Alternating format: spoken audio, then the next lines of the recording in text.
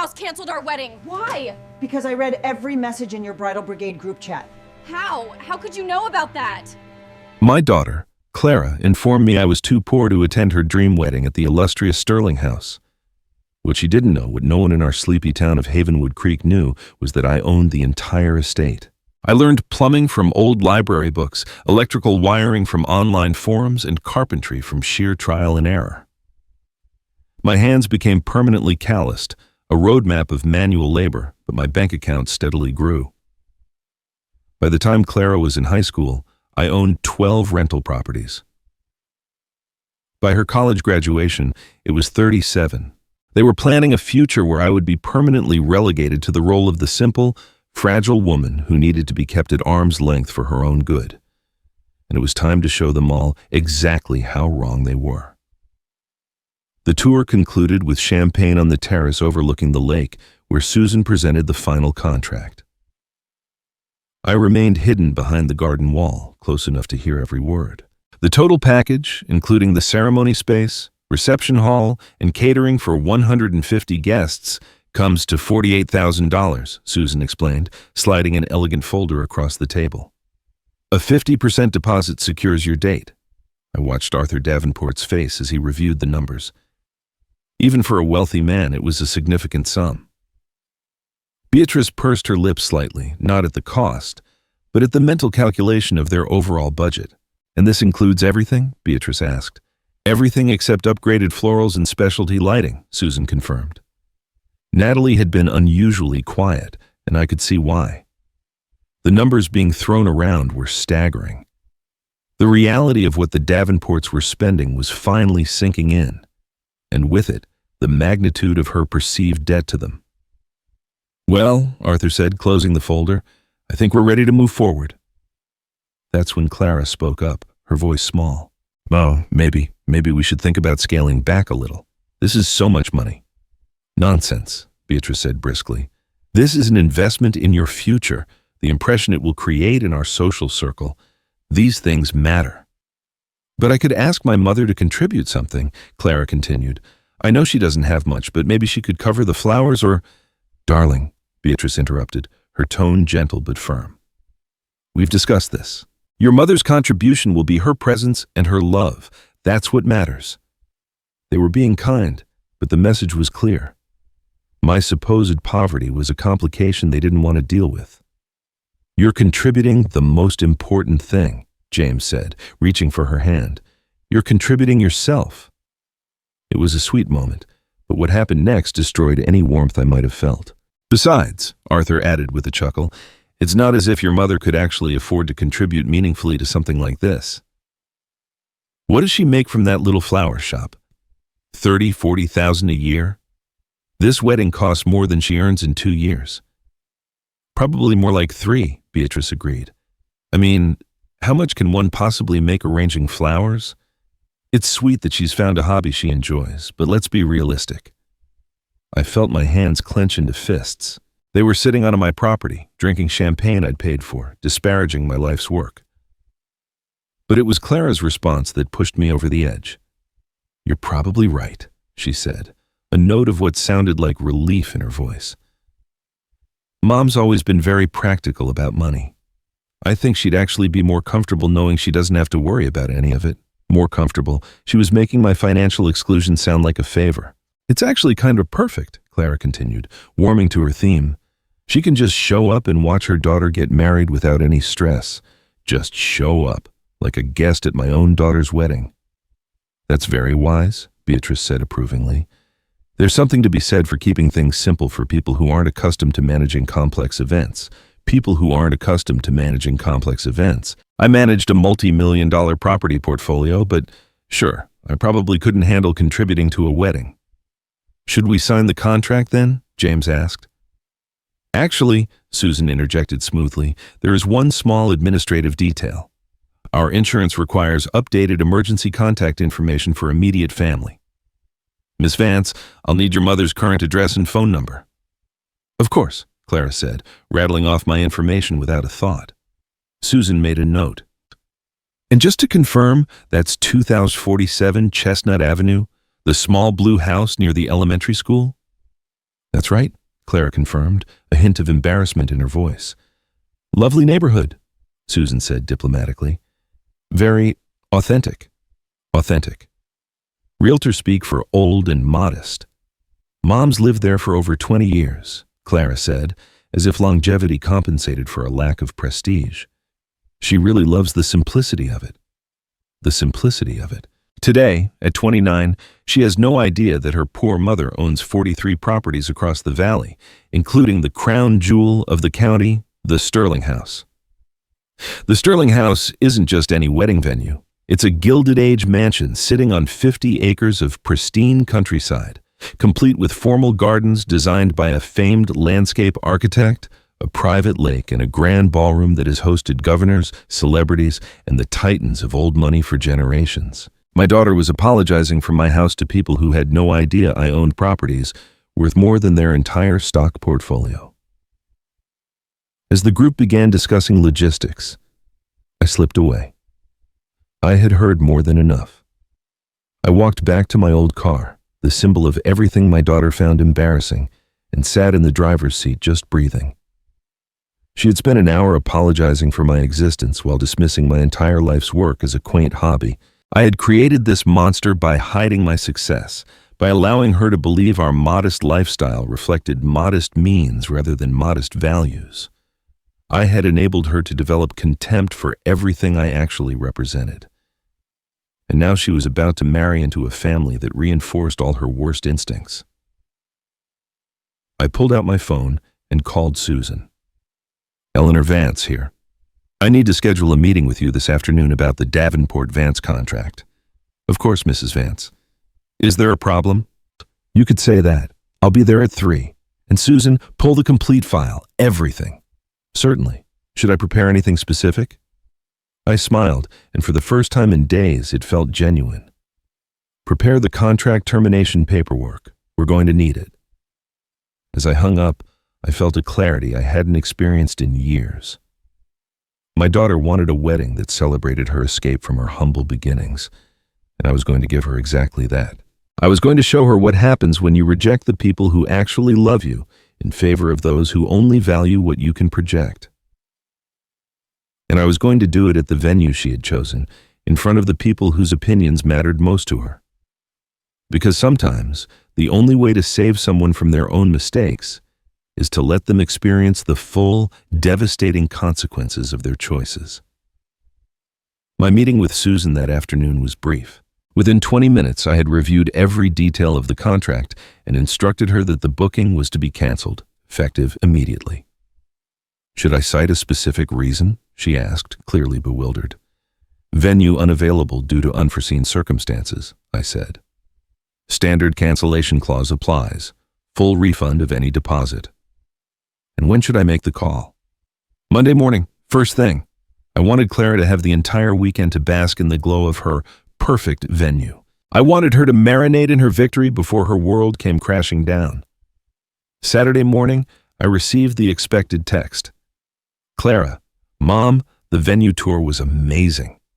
Sterling House is even more beautiful than I imagined. You're going to love the gardens. Me, I'm sure it's lovely. I'm glad you're happy. Clara, James's parents are being so generous, sometimes I feel like I don't deserve all this. For a fleeting moment, that sounded like my daughter, the girl who used to worry she was asking for too much. But then came the follow-up. Clara, Mrs. Davenport suggested you could provide some simple flower arrangements for the guest bathrooms. Nothing fancy, just something sweet and homemade. It would be such a nice way for you to contribute. Guest bathroom flowers, homemade. I read the message 3 times, anger coiling in my gut. Me, we'll see, sweetheart. Let's talk closer to the wedding. Clara, perfect. You're the best, Mom. I love you. Monday morning arrived, gray and drizzly. I was in my shop when my phone began its assault. The first call came at 9:07 a.m. Clara. I let it ring. The second came at 9:12. I continued working. By 10:15, I had 6 missed calls from Clara, 3 from James, and 2 from numbers I suspected belonged to the Davenports. At 10:23, the shop door burst open and Clara stood there, hair disheveled, makeup smeared. "Mom!" she shouted, causing my 3 customers to turn and stare. "Why aren't you answering your phone?" "I'm working, sweetheart," I said calmly, not looking up from the white lilies I was arranging. "What's wrong?" "What's wrong?" Her voice cracked. "The Sterling House just called and canceled our wedding." I continued my work, taking my time. "That's terrible. What happened?" "They said the venue is suddenly unavailable due to unforeseen circumstances." What circumstances could possibly make a venue unavailable 6 weeks out? "I'm sure I don't know," I said, finally meeting her gaze with an expression of mild sympathy. "Did they give you any more details?" "No, nothing. It's like they're hiding something." She was pacing now, her expensive boots clicking on the old hardwood floor. "Maybe there's a structural problem," I suggested innocently. "But we just toured it on Saturday. It was perfect. It's the kind of place that books 3 years in advance and costs more for a single evening than most people in Havenwood Creek earn in a year.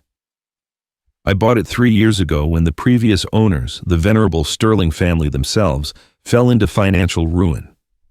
They had to sell quietly, desperately trying to avoid public humiliation. I paid cash through my holding company, the transaction buried in layers of legal paperwork. She stopped pacing and stared at me, her eyes wide with a dawning, terrible idea. "Do you think someone outbid us? Someone with more money?" The irony was a delicious, bitter pill. "I don't know how these things work, sweetheart. I'm sure there are other venues." "Other venues? Oh, she shrieked. "Mom, we sent save the dates 3 weeks ago. The invitations are printed. Mrs. Davenport has told all her friends. This isn't just about finding another place. This is about our entire social standing. Not her happiness, not her marriage, her social standing. Clara, I think you might be overreacting." "Overreacting?" She whirled on me. "Do you have any idea what this means? What James's family is going to think? They've invested so much credibility in this wedding. If we have to downgrade, they're going to think we're incompetent. They're going to think you're incompetent, or they're going to think I'm too poor to have helped secure a decent venue." She blinked, startled. "What? No, that's not... Isn't it? Because it sounds like you're more worried about what the Davenports will think of your background than you are about actually getting married." "That's not fair! You don't understand the pressure." "What pressure, Clara? From your fiancé, the man who supposedly loves you, or from his parents, who barely know you?" "James's family has been nothing but generous," she said, her voice strained.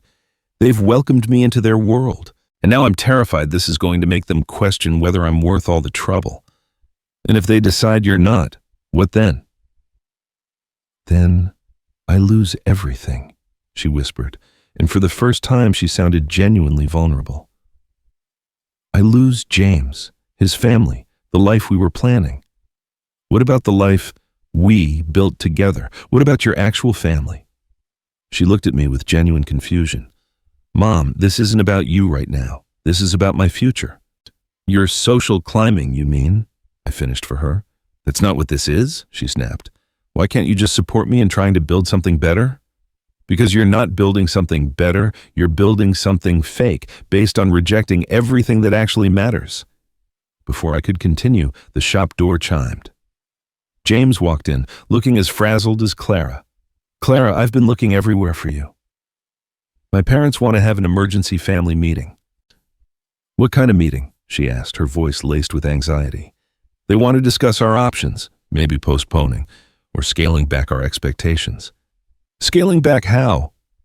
"They're talking about the country club, or maybe a hotel ballroom." The look of pure horror on Clara's face was almost comical. "We can't have our wedding at the country club.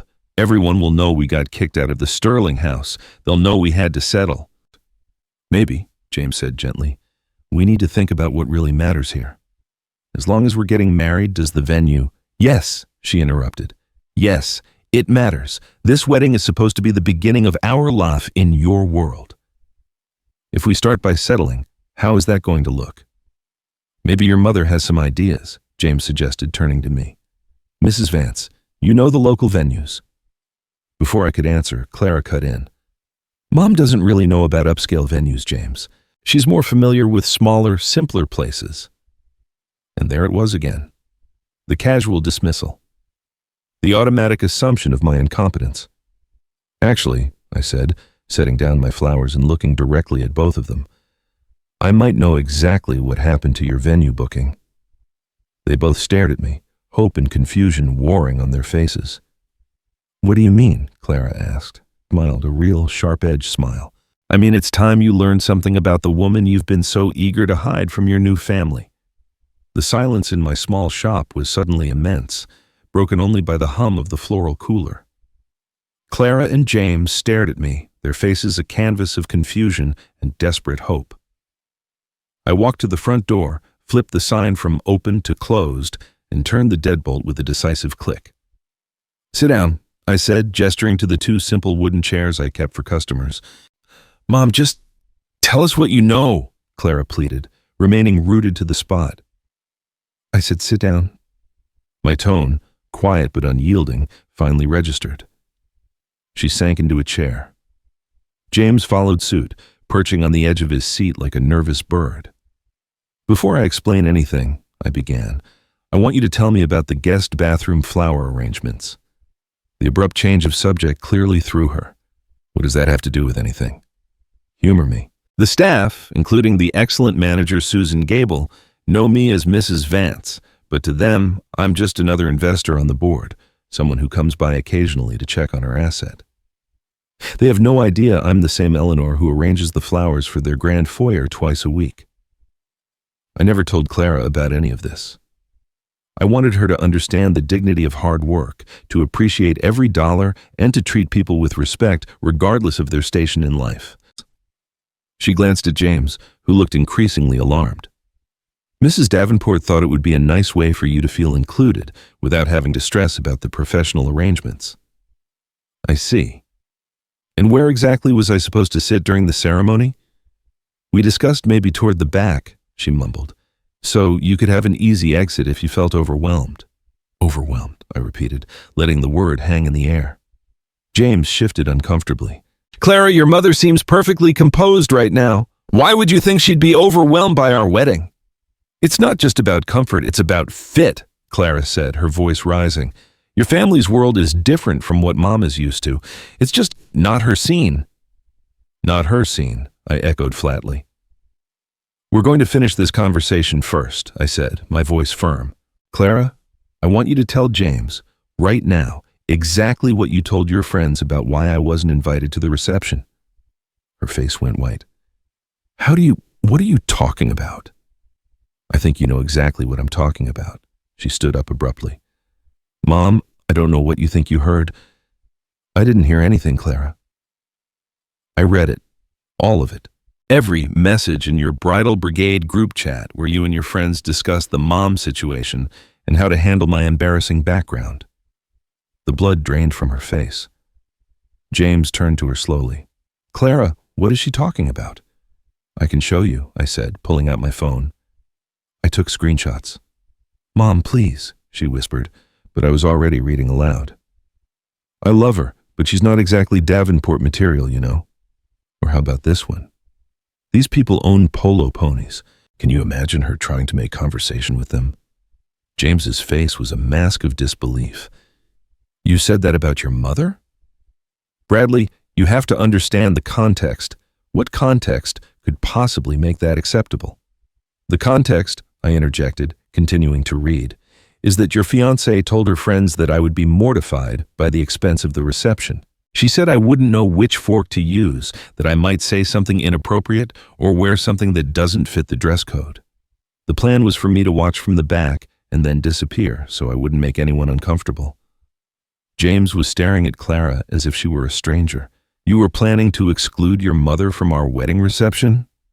Not exclude, she said desperately. I was trying to protect her and protect everyone from an awkward situation. Protect everyone from your mother? James's voice was sharp with anger. My family has expectations about treating people with basic human decency, Clara. We have standards about loyalty and family and respect. But she is an embarrassment, Clara exploded, the ugly truth finally erupting. She immediately looked horrified by her own words. I mean, not an embarrassment exactly, but she's not like us, James. She doesn't understand our world. Our world? I asked quietly. The world where people have careers and investment portfolios, she cried, her voice cracking. You work in a flower shop, Mom. You drive a 15-year-old car. It's not the same universe as the people who will be at my wedding. You're right, I said calmly. It's not the same universe. Your universe is one where a woman can build a multi-million-dollar business empire and her own daughter doesn't even know it exists. The silence that followed was absolute. What did you just say? Clara whispered. You heard me. You've spent so much time being ashamed of your poor mother that you never bothered to find out who she actually is. You own a flower shop. I own 43 properties in this county, I said, my voice cutting through her denial, including 12 commercial buildings, 18 rental homes, and one 50-acre estate with a fully restored Gilded Age mansion. I also own Vance Properties Group, a development company with assets worth approximately $12 million. The flower shop is my hobby. Clara's mouth opened and closed, but no sound came out. That's impossible, she finally breathed. Is it? Did you ever wonder how I paid for your entire college education without loans? How I always had money for your apartment deposit, your car, your monthly emergencies? James was staring at me, dumbfounded. You're saying you're wealthy? I thought there would be a right time to tell her everything. Maybe when she settled down, maybe when I decided to retire. I thought I was raising a daughter who would be proud of how far we'd come. I was catastrophically wrong. Last month, when Clara announced her engagement to James Davenport, the son of one of the wealthiest families in the neighboring county, I was genuinely thrilled for her. James had always been polite and kind during our few interactions, and he clearly adored her. I'm saying I'm this woman who paid for her daughter's entire comfortable existence, while she spent years being ashamed of my supposed poverty. But the house, your car, she stammered. Choices, Clara. Choices I made to teach you that value isn't determined by possessions. A lesson that apparently backfired spectacularly. I walked to my desk and pulled out a folder. These are the property records. This is the business license for Vance Properties Group. These are my bank statements. And this, I said, pulling out the final document, is the deed to the Sterling house. The folder slipped from Clara's hands, papers scattering across the floor. You own the Sterling house? James asked, his voice barely audible. I bought it 3 years ago. I've spent over $2 million restoring it. Every detail you admired, the chandeliers, the gardens, the floors, I personally oversaw all of it. Clara was hyperventilating now. You own the venue. I own the venue where you were planning to celebrate your marriage to a man whose family you respect more than your own mother. I own the venue where you were going to serve bathroom flowers, arranged by the woman who has supported you for 29 years. James sank back into his chair, looking ill. Mrs. Vance, he said slowly, are you saying you canceled our wedding booking? I'm saying I decided my venue was no longer available for an event where the mother of the bride was deemed too embarrassing to be seen. Clara let out a sound that was half sob, half scream. You ruined my wedding because you read some private messages. I canceled your booking because I realized I've been enabling you to become someone I don't recognize, someone who would rather invent a fake version of her mother than admit she comes from roots that built something meaningful. We can fix this, she said, turning to James. She's upset, but we can work this out. Mom, please. I understand perfectly, I said. I understand that you've made your choice about what matters to you, and now you get to live with the consequences. What does that mean? I looked at my daughter, at the ruins of the life she thought she had secured, and felt a profound aching sadness. It means, sweetheart, that you're about to learn what happens when you bite the hand that has been feeding you your entire adult life. Clara stood frozen amidst the scattered property documents, her face a mask of shock and dawning horror. You can't do this, she finally whispered. You can't destroy my wedding because you're mad. I'm not destroying your wedding, sweetheart. I'm simply choosing not to provide my property for an event where I'm not welcome. But you are welcome. I never said you weren't. You said I didn't fit the vibe. You plan to hide me in the back row and make me disappear before the reception. Those don't sound like the words of someone who considers me welcome. James finally found his voice. Mrs. Vance, I had no idea about any of this. If I had known, what would you have done, James? Would you have stood up to your parents when they dismissed my earning capacity? Would you have insisted I be treated as an equal member of the family? He opened his mouth, then closed it, the truth of his silent complicity dawning on him. Clara grabbed my arm. Mom, please. Yes, I made mistakes, but this is the most important day of my life. Is it? Because it looks like the most important thing to you is impressing people who wouldn't give you a second thought if you weren't marrying their son. That's not true, isn't it? What happens if the Davenports decide you're too much trouble? I saw the flicker of fear in her eyes. She looked at her fiancé, expecting reassurance, but James was staring at the property deeds on the floor. James? She prompted, her voice getting smaller. I don't know what to think right now, he said quietly. Everything I thought I knew about this situation was a lie. What I've done? Clara whirled on me, her desperation turning to anger. What about what she's done? You let me believe we were poor. You let me spend my entire life feeling ashamed when the whole time you were secretly rich. I let you believe that our life was a choice, not a limitation. I wanted you to learn that happiness isn't measured by possessions. But it is, she screamed. In the real world, it absolutely is. I've spent years trying to overcome the handicap of coming from nothing, and now you're telling me it was all fake? The only thing that was fake was your shame. James was watching this exchange with growing alarm. Natalie, maybe you should calm down. Calm down! But then came the wedding planning, and a side of my daughter I'd either never seen or chosen to ignore began to emerge, like a weed choking out a flower. We're thinking the Sterling House, she'd told me over dinner at her sleek minimalist apartment, her voice taking on a breathy, reverent quality. It's absolutely perfect, Mom. James's parents have connections there, and they think they can get us in, even on short notice. I nearly choked on my water. My mother just destroyed my wedding and revealed my entire life is a lie, and you want me to calm down? Your mother didn't destroy your wedding, James said, his voice sharp.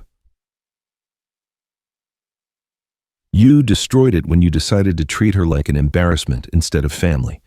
Don't you dare take her side.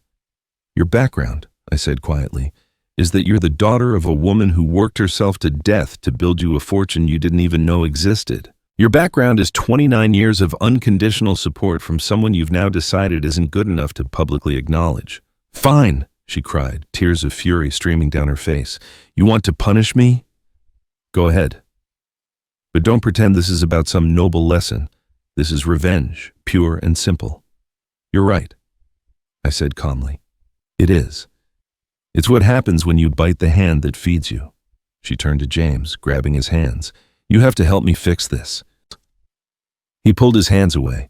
Fix what, Clara? The fact that you've been lying to me for months? That you were planning to humiliate your own mother? I need to figure out who I'm actually engaged to because the woman I thought I was marrying would never do this. The look of pure panic that crossed Clara's face was almost pitiable. You can't be serious. You can't call off our wedding over this. I'm thinking about calling it off because I just discovered my fiancé is someone I don't recognize. But I love you. Do you? Or do you love what my family represents? This is insane, she cried, looking back and forth between us. Neither of you is giving me a chance to fix this. What's to fix, Ossie? I asked. You've shown us who you are, Clara. The only thing left is for you to live with the consequences. But what about all the money you've spent on me? She asked, her voice cracking. If you really built all this for me, why are you taking it away now? And there it was. Even then, her first thought was the money. I built this wealth for my daughter, I said quietly. For the little girl who was proud of her mother and grateful for the life we built together. That girl seems to have disappeared. I'm still here. I'm still your daughter. Are you? The daughter I raised understood loyalty and gratitude. The daughter I raised would never treat family this way. I can change. I can be better. You can start, I said, walking to the door and unlocking it, by figuring out who you want to be when you're not performing for an audience. I think this conversation is over. She stared at me in disbelief. You're just going to throw me out? I'm giving you space to figure out what really matters. When you do, you know where to find me. She looked at James one last time, but he was already heading for the door. James, wait. I need time, Clara. I need to think. As they walked out, I heard her desperate pleas, promising she could fix everything. I closed the door before I could hear his response. Sometimes, the most loving thing a parent can do is let their child face the full consequences of their choices. And Clara was about to learn that some consequences can't be fixed with promises or apologies. Some have to be lived. That conversation at my kitchen table was the beginning of the hardest 6 months of both our lives. I didn't rescue Clara. I didn't pay her cancellation fees or fix her relationship with James. I did something much harder.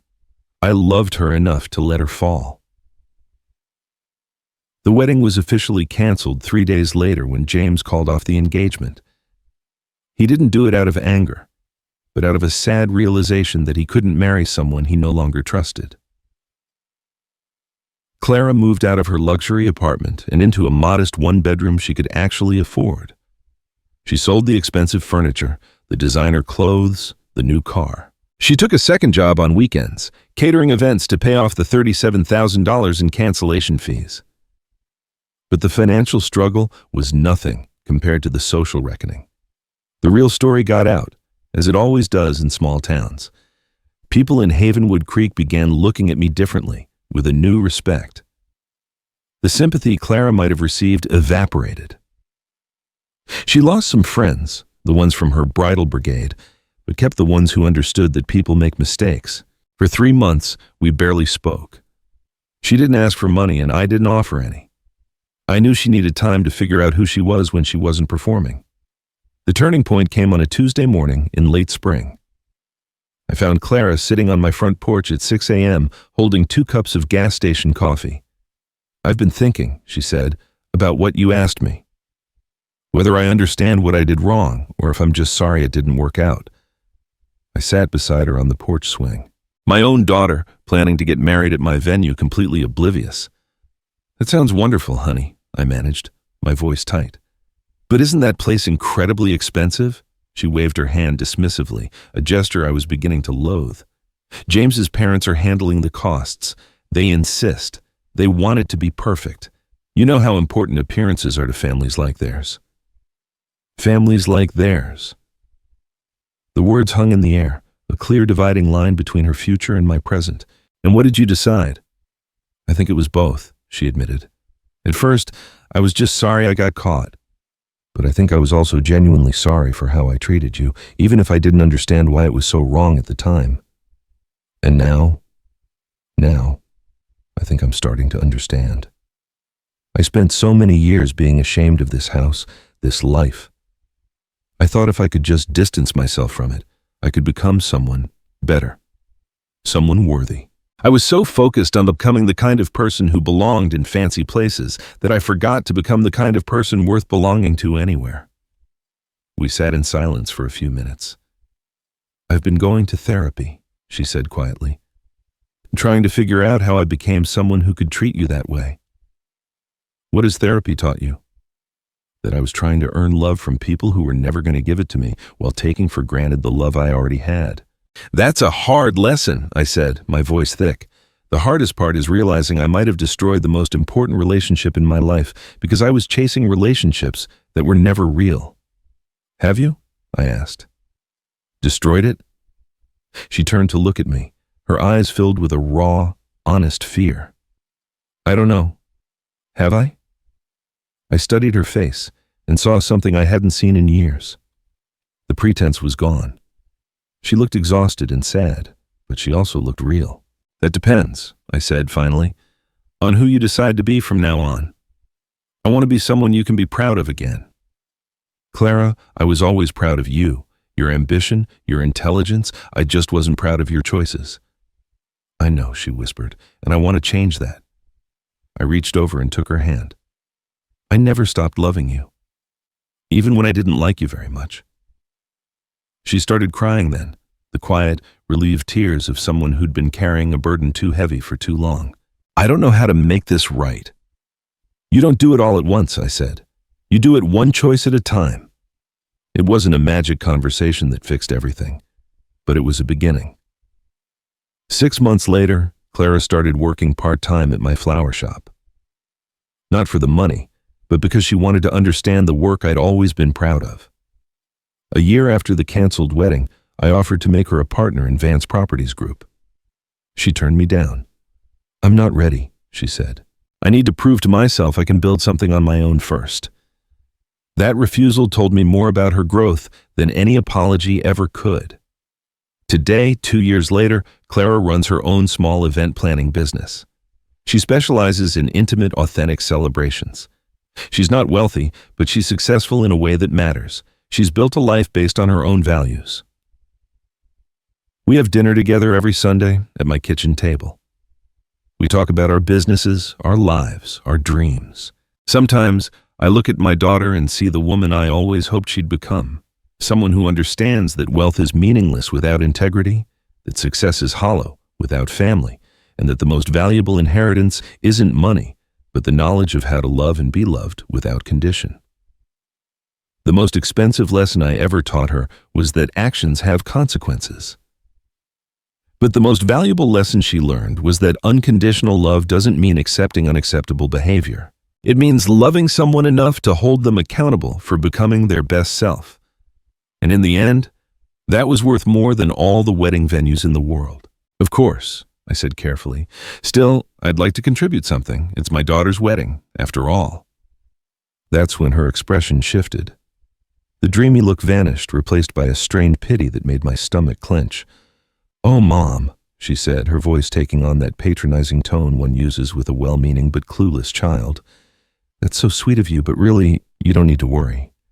I know money is tight for you, and this wedding, well, it's going to be quite grand. The kind of event that costs more than you could probably manage." It felt like a physical slap. "Clara, I think you might be surprised by what I could manage." She reached across the table and patted my hand, a gesture meant to soothe, but that felt deeply condescending. "I love that you want to help. I really do. But this isn't a potluck at the community hall. We're talking 200 guests, a 7-course meal, a live orchestra, imported orchids. The dress alone costs more than you probably make in a year at the shop." I pulled my hand back, the warmth of her touch feeling like a brand. "I see. Don't take it the wrong way," she continued, utterly blind to the storm gathering in my eyes. "It's just that James's family moves in certain circles. The wedding needs to reflect that. You understand, right? It's not personal, it's just image, their world, not our world."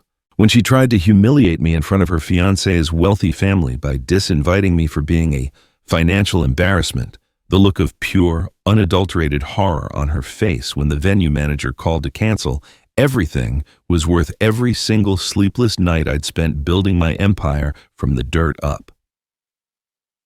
This story isn't just about one moment of betrayal, though. That conversation was 3 weeks ago, and it was just the prelude to the most painful month of my life. Because what came next made it brutally clear that my daughter didn't just think I was too poor to contribute to her wedding. She thought I was too poor, too common, too embarrassing to even attend it. And that's when I realized it was time for Clara to learn exactly who her mother really was. The moment I discovered the true depth of my daughter's shame wasn't through a tearful confession or a heated argument. It was through a group text message I was never meant to see. It was a Tuesday evening, the scent of rain and damp earth clinging to the air outside my shop. I was doing inventory, the soft scratch of my pen on the notepad a familiar comfort, when my phone buzzed. I glanced down, expecting a message from Clara about dinner plans. Instead, I saw I'd been added to a group chat titled Clara's Bridal Brigade. It included her maid of honor, Sophia, 3 bridesmaids, and James's sister, Isabel. The message that popped up on my screen made the blood in my veins turn to ice. It was from Isabel Davenport. So we're all clear on the story for Saturday's venue walkthrough, right? If anyone from the venue asks about Clara's family, we keep it vague. Arthur and Beatrice are already nervous about the financial disparities. Maid of honor, Sophia. Got it. But what if his mom directly asks about Clara's parents? She's been pretty pointed about wanting to meet them. And then, a message from my own daughter, Clara. Just say my dad isn't in the picture, and my mom is simple. She works with flowers. Keep it light and change the subject. I love her, but she's not exactly Davenport material, you know? I stared at my phone, the words blurring through a sudden film of tears. Simple. Not exactly Davenport material. The conversation scrolled on, each message a fresh twist of the knife in my chest. Bridesmaid Megan. What about the rehearsal dinner? She'll be there, won't she? Clara. That's still TBD. James's parents want to keep it intimate, just immediate family and the wedding party. I'm trying to figure out how to handle the mom situation without making it awkward for everyone. Isabel. Honestly, maybe it's better if she just comes to the ceremony. She can sit in the back, watch you get married, and then we do the reception with people who fit the vibe. No offense, but mixing social circles can be so uncomfortable. My own daughter's reply came a moment later. Clara. That's actually a great idea, Izzy. Mom would probably be more comfortable that way anyway. She gets so anxious around wealthy people. Remember when she met James's parents for the first time? She could barely string a sentence together. I remembered that dinner vividly. I hadn't been nervous because of their wealth. I'd been on high alert, sensing their quiet judgment, their subtle condescension. I was nervous because I was playing a part, trying desperately not to let my true self slip through, the self of a woman who could buy and sell their country club membership without blinking. Sophia? So she's definitely not coming to the reception? Clara, I mean, how could she? The reception is at the Sterling House. Do you know what that place costs per person? It's more than she makes in a month. She wouldn't know which fork to use or how to talk to the other guests. It would be mortifying for her, and honestly, for me. I had to set my phone down on the counter, my hand shaking so violently it rattled against the wood. My own daughter was framing my exclusion from her wedding reception as an act of mercy, a way to protect me from my own social inadequacy. Megan, but won't people ask where the mother of the bride is? Hey, Clara. We'll just say she had to leave early, family emergency or something. Honestly, most of James's family won't even notice. They don't exactly expect to socialize with people like my mom. People like my mom. With a trembling finger, I scrolled up, needing to see how this cancerous conversation had begun. It had started 3 days earlier. Clara, okay girls, I need your help with something that's been stressing me out. James's family is paying for this entire wedding, and his mother has been making comments, wanting to meet my people and understand my background. Isabel. What kind of comments? Clara. You know how Beatrice is, she's all about family lineage and social standing. She keeps asking about my mother's family, what they do, where I get my refined tastes from. I've been vague, but I think she's starting to suspect my background isn't as polished as James might have led them to believe. It's about 29 years of sacrifice, of calloused hands and a guarded heart, all for a daughter who decided I wasn't sophisticated enough for her perfect day. My name is Eleanor Vance. I'm 54 years old, and it was time my daughter learned exactly who her mother really was. My daughter Clara informed me I was too poor to attend her dream wedding at the illustrious Sterling House. Sophia. What did you tell them, Clara? I've been emphasizing my education, my job at the marketing firm, my apartment in the nice part of town. But the truth is, if Beatrice meets my mom for real and sees how she lives, how she dresses, I'm worried it might change how they see me. Megan. But your mom seems so sweet. Clara. She is sweet. But sweet doesn't cut it in the Davenport world. These people summer in the Hamptons and winter in Stad. My mom thinks fine dining is the Cheesecake Factory.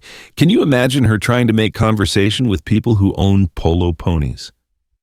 Actually, I could imagine it quite well.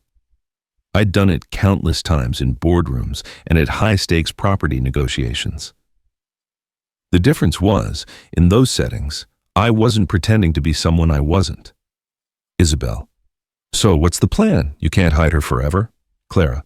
Minimal exposure. She comes to the ceremony, sits with some of my distant relatives in the back, watches me walk down the aisle. We take a few photos, then she can head home before the reception. I'll tell everyone she wasn't feeling well. Sophia. Won't she be hurt? Clara. She'll understand. Mom's always been realistic about her place in the world. She knows she wouldn't be comfortable in that kind of setting. This way, she gets to see me get married, and I don't have to worry about her accidentally wearing the wrong thing or saying something that makes everyone uncomfortable. The clinical, casual cruelty of it all stole my breath. But it was the last message, sent just an hour before I'd been added, that shattered what was left of my heart. Clara, you guys are the best for helping me figure this out.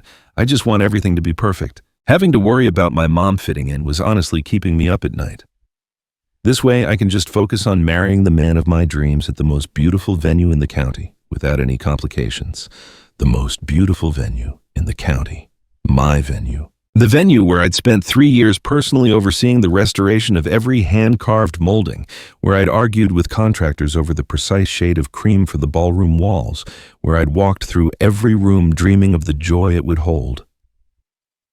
My daughter, my only child, the person for whom I'd built this entire empire, was planning to banish me from celebrating the most important day of her life at the very place I had created as a legacy for her. I sat there in my little flower shop, surrounded by the simple, honest work that had become my cover, and a devastating realization washed over me.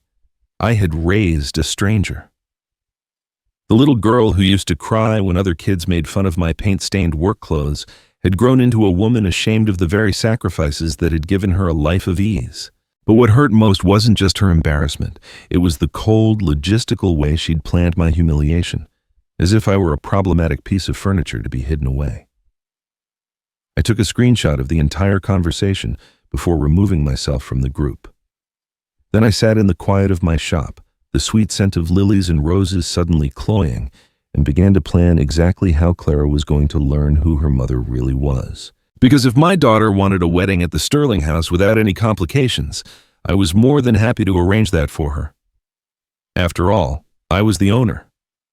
And it was time she learned that some complications are harder to eliminate than others. I didn't sleep that night. By 3 a.m, I was at my kitchen table, a cold cup of coffee beside me, staring at the screenshots on my phone. Every time I read those messages, a new detail sliced a little deeper. The casual cruelty in Isabel's suggestion that I sit in the back, the clinical precision with which Clara had planned my exclusion, the galling assumption that I would simply accept whatever scraps of her wedding day she deemed appropriate for me. But what gnawed at me most was their certainty. Clara's absolute confidence that her simple mother would never find out and would be grateful for any crumbs of affection thrown her way. By sunrise, my course was set. What she didn't know, what no one in our sleepy town of Havenwood Creek knew, was that I owned the entire estate. When she tried to humiliate me in front of her fiancé's wealthy family by disinviting me for being a financial embarrassment, the look of pure, unadulterated horror on her face when the venue manager called to cancel everything was worth every single sleepless night I'd spent building my empire from the dirt up. This story isn't just about one moment of betrayal, though. I wouldn't confront her about the group chat. Not yet. First, I was going to give her a chance to tell me the truth herself. I was going to see if my daughter, the person I loved most in the world, would look me in the eye and lie about my own banishment. I called her Thursday morning, my voice a carefully constructed mask of neutrality. Sweetheart, I was thinking about the wedding, and I realized we haven't really talked about my role. When is the venue walkthrough? I'd love to see the Sterling house. A pause stretched, just a beat too long. Oh, Mom, that's this Saturday, but it's really just for the wedding party and James's parents. You know, boring logistical stuff. Nothing you'd be interested in. Lie number 1. Of course, I'd be interested. It's my daughter's wedding venue. Well, the thing is, they limit how many people can come on these tours. Insurance liability or something. And James's parents are bringing their wedding planner, and she's bringing her photographer to scout lighting. Her voice was getting higher, a telltale sign of fabrication since she was a child. It's going to be really crowded and chaotic. Lie number 2. What about the rehearsal dinner then? When should I plan to be there? Another pause, longer this time. Actually, Mom, we've decided to keep the rehearsal dinner really small. Just immediate family and the wedding party. You know how the Davenports are about intimate gatherings. Lie number 3, and the most painful yet. She was officially excluding me from immediate family. Clara, I said quietly, my knuckles white on the receiver. Am I invited to your wedding reception? The silence that followed was so profound I checked to see if the call had dropped. Of course you're invited, Mom. Why would you even ask that? But her voice had changed. It was the careful, measured tone of someone trying to control a conversation, to manage a problem. I'm asking because I want to understand my role. It feels like I'm being kept at arm's length. You're being dramatic. You're my mother. Of course you're included. Included how exactly? Because it sounds like I'm not welcome at the tour, not welcome at the rehearsal dinner, and you've been vague about everything else. I heard her take a deep, fortifying breath, and when she spoke again, her voice was dripping with that condescending pity I was beginning to truly despise. Look, Mom, I think we need to have an honest conversation about expectations here. I think we do. The truth is, this wedding it's a big deal. James's family has certain standards, certain ways of doing things. I need everything to go perfectly because this isn't just about one day. It's about how his family sees me, how they accept me into their world. And how do I fit into that? Another pause. Well, that's what I'm trying to figure out. I mean, you'll be at the ceremony, obviously, and we'll take beautiful family photos. But the reception, it's going to be very formal, very upscale. The kind of event where people talk about business and politics, things you might not be comfortable with. There it was. Not that she wouldn't be comfortable, but that I wouldn't be. You think I can't handle a formal dinner party? It's not that simple, Mom. These people, they're different. They talk about their vacation homes in Tuscany and their children's boarding schools in Switzerland. What would you even talk to them about? Flower arrangements? The dismissiveness in her voice when she said flower arrangements hit me like a physical blow. She had no idea that I'd sat in boardrooms with people exactly like the Davenports, negotiating deals worth tens of millions of dollars. So what exactly are you proposing? I'm proposing that we be realistic. You come to the ceremony, we take some lovely photos, and then you can head home before the reception gets into full swing. That way you get to see me get married, but you don't have to sit through hours of small talk with people you have nothing in common with. And this was your idea? It's what makes the most sense. Her voice grew defensive. Mom, I'm trying to protect you here. You'd be miserable. Would I be miserable, Clara? Or would you be embarrassed? The question hung between us like a guillotine. That's not fair, isn't it? Because it sounds like you've decided that your poor, simple mother who works with flowers isn't sophisticated enough for your new family. I never said that. You didn't have to. But I'd like to hear you say what you do mean. It's about 29 years of sacrifice, of calloused hands and a guarded heart, all for a daughter who decided I wasn't sophisticated enough for her perfect day. My name is Eleanor Vance. I'm 54 years old, and it was time my daughter learned exactly who her mother really was. To most people in Havenwood Creek, I'm just the quiet woman who runs the small floral shop on Oak Lane. No more dancing around it. I could hear her ragged breathing on the other end of the line. She was cornered. Fine, she snapped, her voice hard. You want honesty? The truth is, James's family operates in a very specific social circle. And while I love you, and while you've done your best, the reality is, you don't have the background or the social graces to be comfortable in their world. Go on. Mom, you shop at Kohl's. You drive a car that's older than some of James's cousins. You've never even been on an airplane. These people sit on charity boards and have advanced degrees from Ivy League schools. What would you possibly have to talk to them about? Each word was a scalpel, methodically carving away 29 years of love and sacrifice. And you think that means I shouldn't be at my own daughter's wedding reception? I think it means we should be smart. I think it means we should consider what's best for everyone involved. Everyone except me. That's not Look, Mom, I knew you'd make this difficult. This is exactly why I didn't want to have this conversation. Because you knew it would reveal exactly how little you think of me. Because I knew you'd take it personally instead of understanding that this is about bigger things than your feelings. Bigger things than my feelings. My daughter, the child I'd worked 3 jobs to support, the girl I'd put through college without her taking on a single dollar of debt, the woman whose entire comfortable life was built on my back, had just told me that her social climbing was more important than my feelings. Clara, I said, my voice dangerously calm, I really need you to understand that this isn't about you not being good enough or me not loving you. It's about what makes sense. What makes sense? What makes sense is that you come to the ceremony, you watch me marry the man I love, we take some beautiful photos, and then you go home knowing you were part of my day. Isn't that enough? After everything, she was asking if watching from the back row before being dismissed like the hired help was enough. You know what, Clara? You're absolutely right. A relieved sigh on the other end. You are?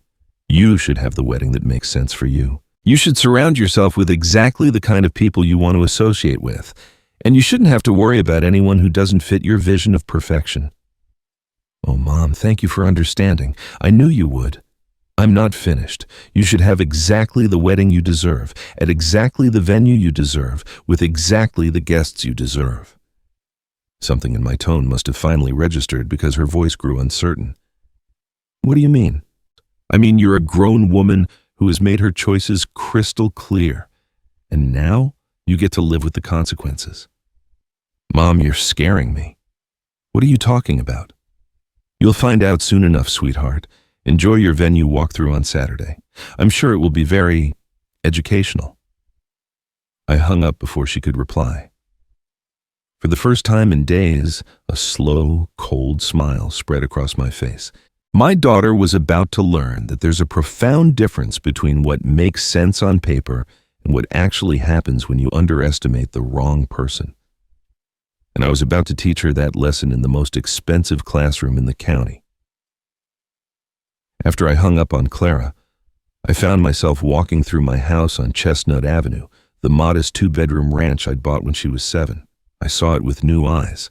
This was the kitchen table where she'd painstakingly glued glitter onto school projects while I studied zoning laws by lamplight. This was the living room where we'd huddled under a blanket watching old movies on Friday nights, my body aching from a week of hard labor, finding solace only in her presence. I had kept this house intentionally simple, even as my wealth grew into the millions. I could have afforded a sprawling mansion on the hill overlooking Havenwood Creek, but I chose to stay here. I wanted Clara to understand that happiness wasn't a commodity you could buy. I wanted her to value people for who they were, not what they owned. Looking back now, I could see the cracks in my plan, the moments where I had failed to teach that lesson, and worse, the moments where I had unknowingly nurtured her shame. The pattern started subtly.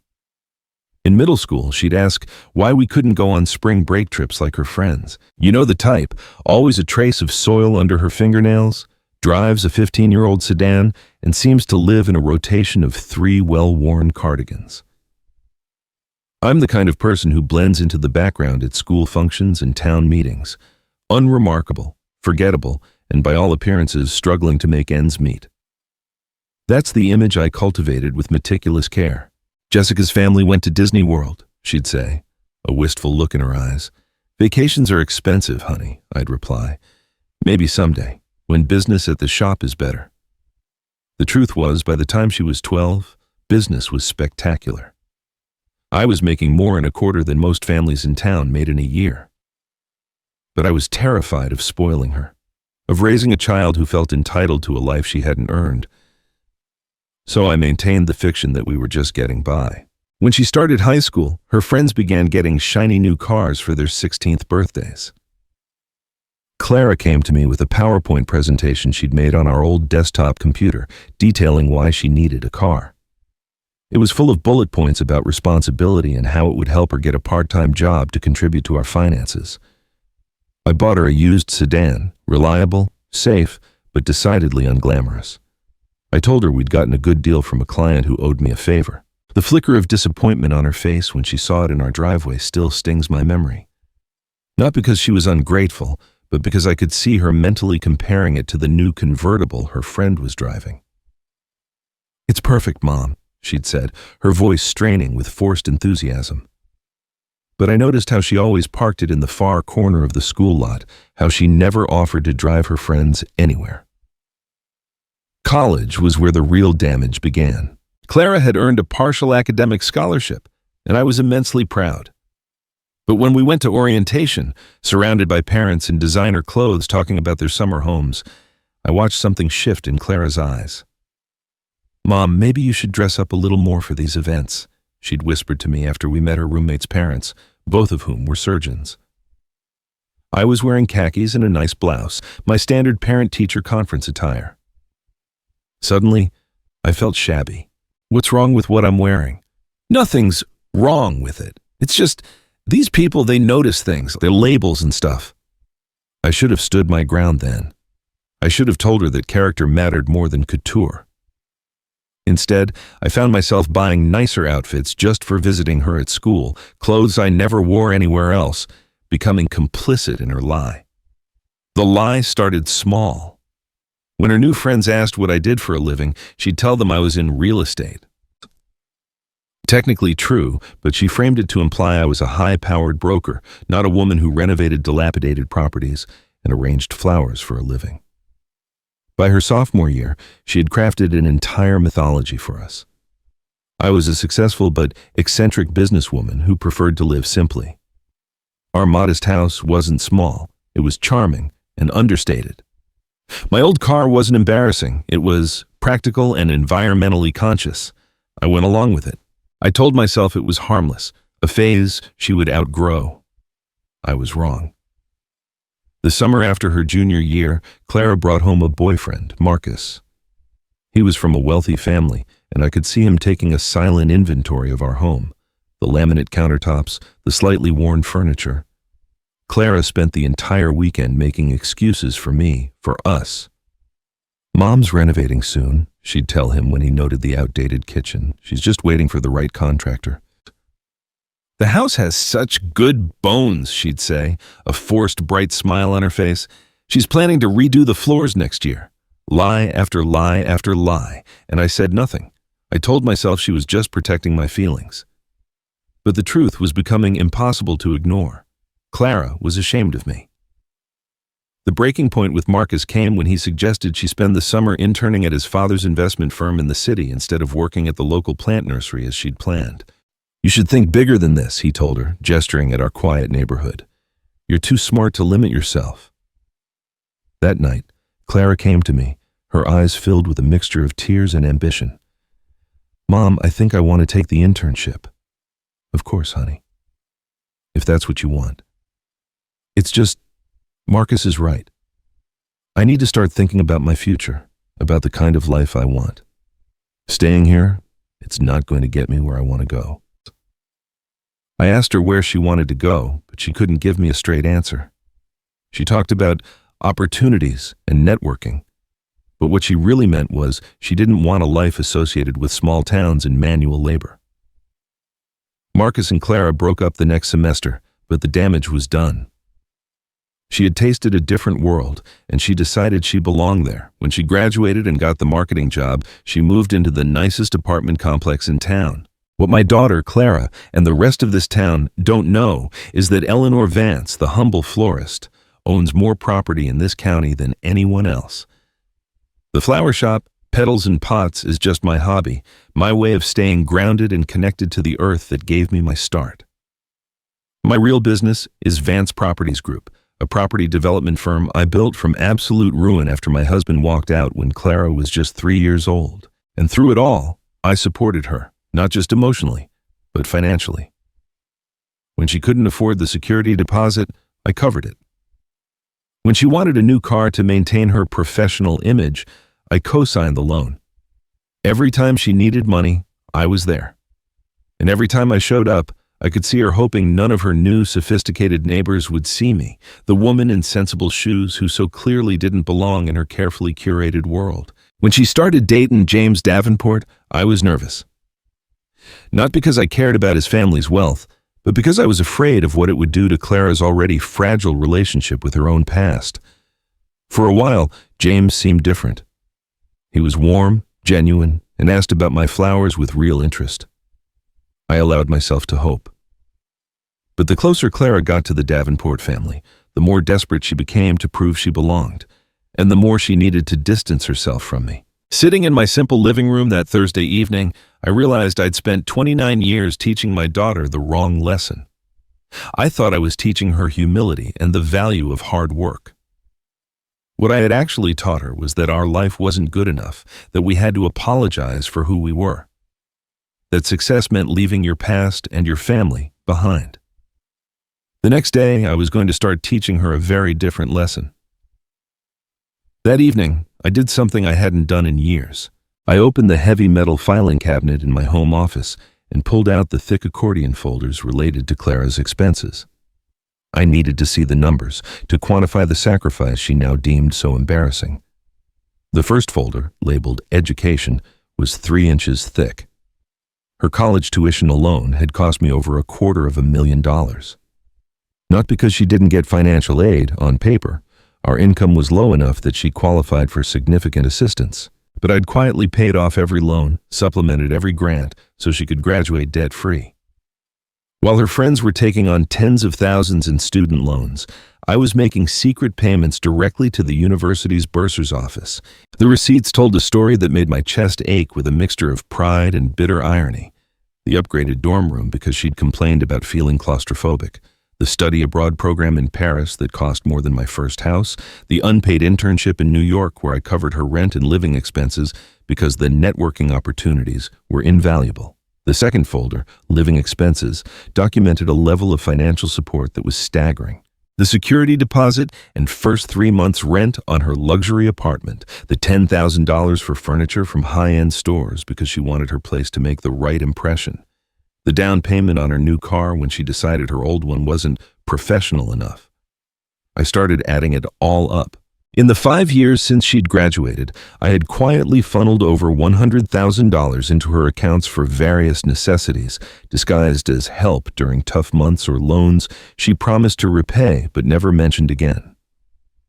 The third folder was the one that made my blood boil. Social expenses. These were the costs of maintaining the lifestyle she felt she needed to fit in. A vacation to Napa Valley with friends she couldn't afford but also couldn't miss. A bridesmaid dress for a coworker's wedding that cost more than my monthly mortgage. A catered housewarming party at her new apartment, complete with an open bar. I had funded her entire campaign to erase me from her life. But the final folder was the one that broke my heart. Wedding fund. I had started it the day after James proposed.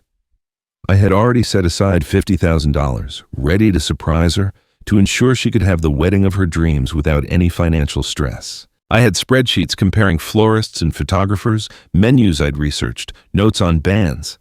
I had been planning to give her a wedding gift that would have covered the entire cost of her Sterling House celebration. Sitting there, surrounded by a mountain of receipts, I calculated the total. Since her 18th birthday, I'd spent over $500,000 on a daughter who now considered me too embarrassing to sit at her wedding reception. The folders couldn't capture the real costs, though.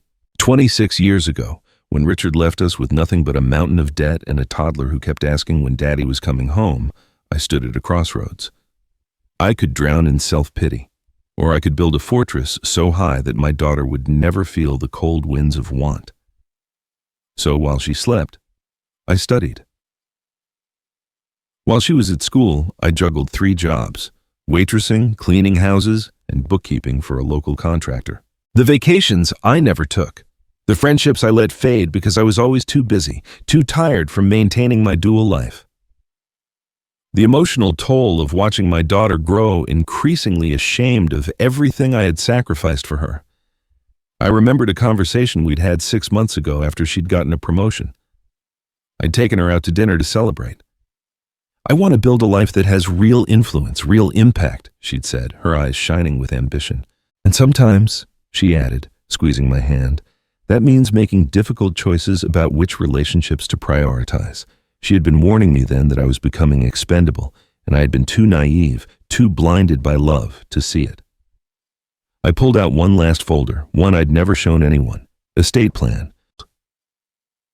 It contained the legal documents that would transfer ownership of all 43 properties to Clara upon my death, making her the sole heir to Vance Properties Group, an estate worth approximately $12 million. The daughter who thought I was too poor to attend her wedding was actually the heiress to one of the largest property portfolios in the county. The woman who worried I couldn't afford to contribute had been working herself to the bone to build her a fortune. I closed the folders and leaned back in my chair. Every receipt was proof of my sacrifice. And in return, she had decided I wasn't good enough. As I sat there, I realized something important. I didn't just have the power to withdraw my support. I had the power to show her exactly what she'd been taking for granted all along.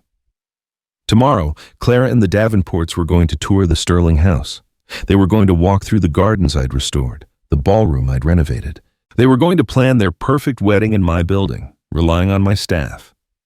And they were going to do it without having any idea that they were walking through my property. But that was about to change. It was time for my daughter to learn that the woman she considered too poor and embarrassing for her wedding was actually the only reason her dream was possible in the first place. Friday morning arrived with a crisp autumn clarity that made the Sterling house look like a painting. I was there at 7 a.m., not as Clara's mother, but as Eleanor Vance, property owner, conducting my monthly inspection with my venue manager, Susan Gable. Susan was exceptional at her job and completely unaware that the woman who arranged flowers in the lobby was the same person who signed her paychecks. The Davenport Vance wedding tour is scheduled for 10, Susan informed me as we walked through the grand foyer. Premium package. Mrs. Davenport specifically requested our most experienced guide. And what do we know about the bride? I asked, my voice even. Susan consulted her tablet. Clara Vance, 29, works in marketing. The groom's family is handling the financials. Notes from Mrs. Davenport's initial inquiry say the bride's family situation is limited. Limited? Modest background, single mother, small business owner. Mrs. Davenport was very specific about wanting to ensure the tour focused on what the Davenport family could provide, rather than putting any pressure on the bride's family. Even the venue staff had been briefed on my supposed inadequacy. The familiar burn started in my chest. I see. And what's our booking situation for their preferred date? Completely open. We had a fortuitous cancellation just last week for that exact weekend. Susan had no idea that the fortuitous cancellation had been arranged by me the moment I learned Clara's wedding date. The original party had been graciously moved to our sister property with a significant discount. Perfect. I'd like to observe the tour this morning. Discreetly. I want to ensure our service standards are being maintained. Of course. Should I introduce you? No, I said, my plan solidifying. I prefer to remain in the background. If anyone asks, I'm a consultant working on the garden renovations. At 9:45, I positioned myself in the glass-walled conservatory with a clipboard and a measuring tape, playing my part. I had a perfect view of the entrance. The Davenport party arrived precisely on time in a caravan of luxury vehicles. Arthur and Beatrice Davenport emerged from a silver Mercedes, the picture of understated old money. James stepped out of a BMW looking both nervous and excited. On weekends, while she had playdates, I was devouring books on real estate, contract law, and investment strategies. The first property I bought was a dilapidated duplex on the far side of the tracks. The air there always smelled of damp earth and neglect. We lived in one half, the sound of my hammering echoing late into the night, and I rented out the other. Then I bought another, and another.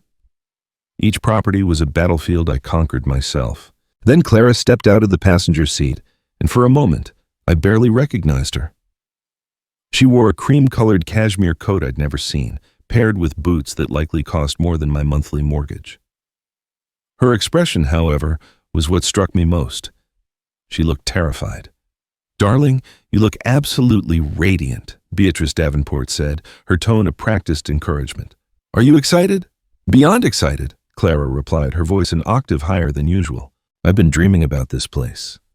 "Well, Let's see if reality lives up to the fantasy, Arthur said, checking his watch. Susan appeared and began the tour. As they moved through the foyer, admiring the crystal chandelier I'd had restored in Prague, I followed at a distance. In the main ballroom, Clara spun in a slow circle. It's even more beautiful than the photos. Can you imagine our reception here? Beatrice was examining the moldings. The restoration work is quite impressive. The current owners spared no expense on authenticity. The chandeliers are original Baccarat crystal, Susan said smoothly. The floors are original heart pine. And the gardens? Arthur asked. As the group moved outside, I overheard Isabel whisper to Clara, "You're so lucky James's parents are paying for all this. Can you imagine asking your mother to contribute? She'd have a heart attack just seeing the price list." Clara's laugh was brittle. Mom doesn't really understand this kind of thing. She's more comfortable with simpler events. Well, it's probably for the best she won't be at the reception, Beatrice said, having caught the tail end of their conversation. These formal events can be overwhelming for people who aren't accustomed to them. I'm sure she'll be happy watching the ceremony and then heading home. Mom keeps herself busy with her flowers, Clara said, the dismissiveness in her voice a fresh wound. She's really found her niche there. Found her niche, as if my life's work was a consolation prize. As they admired the rose garden, James said, "Clara, didn't you say your mother grows flowers? Maybe she'd appreciate seeing this." An uncomfortable pause.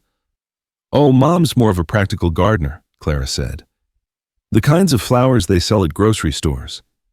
This is more artistic." "Well, perhaps she could provide some of the simpler arrangements," Beatrice suggested. "For the guest bathrooms or something. It would be a nice way to include her without overwhelming the overall aesthetic." Guest bathroom flowers. Beatrice Davenport was suggesting my contribution could be providing discount flowers for the toilets. "That's so thoughtful," Clara said, sounding genuinely grateful. "I'm sure Mom would love to feel useful." Feel useful, like I was a charity case. "Of course, we'd want to approve the selections first," Beatrice continued. "Can't have clashing aesthetics."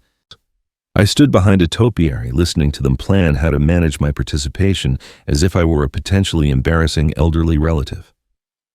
But it was what happened next that revealed the true depth of the damage. "Speaking of family," Arthur said as they approached the lake, "we should discuss the seating arrangements for the ceremony. I assume your mother will want to sit in the front row." "Actually," Clara said carefully, "I was thinking she might be more comfortable toward the back. You know, where she can make a quiet exit if she needs to. Big crowds make her nervous. Overwhelmed, nervous. Needs a quiet exit. My daughter was painting me as a social invalid." "How considerate of you," Beatrice said approvingly. "It shows real maturity to think about what would make everyone most comfortable." "I just want Mom to enjoy the day without any pressure," Clara continued, her voice earnest. "She's not used to formal events, and I know she'd be happier knowing she could leave whenever she wanted without causing a scene." Without causing a scene. As if my mere presence was a potential disruption. That's when I realized this wasn't just about embarrassment. Clara hadn't just decided I was too poor for her wedding. She had convinced herself, and everyone else, that I was too emotionally fragile to handle it. She had rewritten our history, casting herself as my protector, shielding me from a world I was supposedly too delicate to handle. It was a brilliant, horrifying strategy. By framing my exclusion as an act of kindness, she had absolved herself of all cruelty. As I stood there in the gardens of my own property, listening to my daughter and her new family plan my marginalization, I knew this was just the beginning.